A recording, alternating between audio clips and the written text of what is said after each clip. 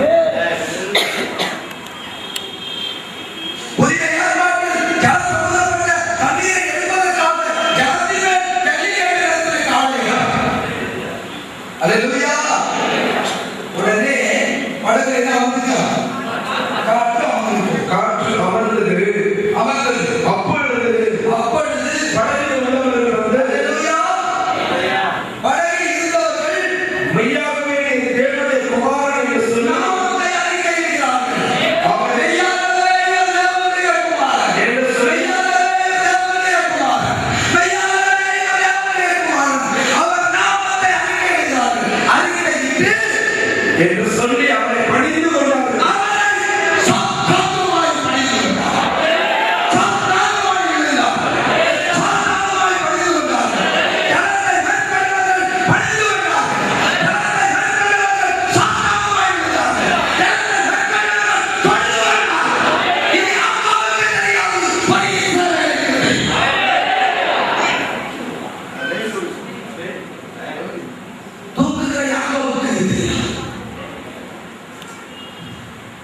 எவன் ஜனத்தின் மேல் நெறி கட்டு நடத்தினானோ அவன் கர்த்தரை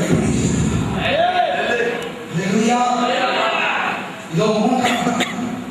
யார் ஏற்றுக்கொண்டாலும் யார் ஏற்றுக்கொள்ள கர்த்தர் எனக்கு சொல்லி ஜல்லிக்கட்டு செய்தவர்கள் பணிந்து கொள்கிறார். பணிந்து கொள்வதை நான் சொல்லிக் கொடுப்பேன். உலகம் முழுவதும் எடுத்து செல்வேன். உலகம் முழுவதும் எடுத்து செல்வோம்.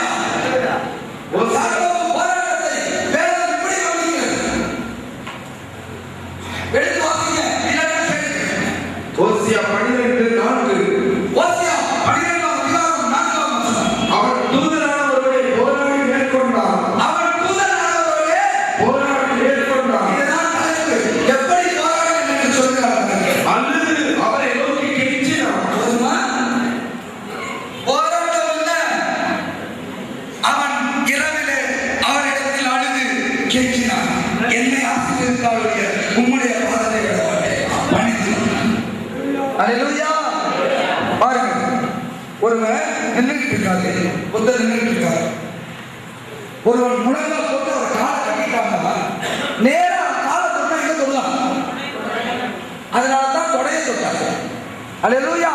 தொடை சண்டை தொட்டதின் காரணம் முழங்கால் படியிட்டு கெஞ்சிரபடினான். இவன் முழங்கால முழக்கனா நான் பரலோகத்துக்கு போகவே முடியாது. ஆகவே இவன் தொடை சண்டை தொட்டு. அல்லேலூயா. அல்லேலூயா. பாத்தீங்களா எப்படி போராடினார் என்று? அங்கே போராட்டம் பணிந்து கொண்டு பேதுருவினிடத்திலே ஜல சம்பந்த போராட்டம் பணிந்து கொண்டு. எனக்கு அருமையான தேவனுடைய தினமே, தேவனை பணிய மறுப்பது ஏன்? தேவனுடைய பாதத்திலே தொழுது என்ற கர்த்தருடைய முறையை சபையில் ஏற்காதது ஏன்? ஏன் அவரை தொழுது கொள்ளக்கூடாது என்பதுதான் பிசாசுடைய பிரதான. ஆகவே தான் சொன்னார், அவர் என்னை சாத்தான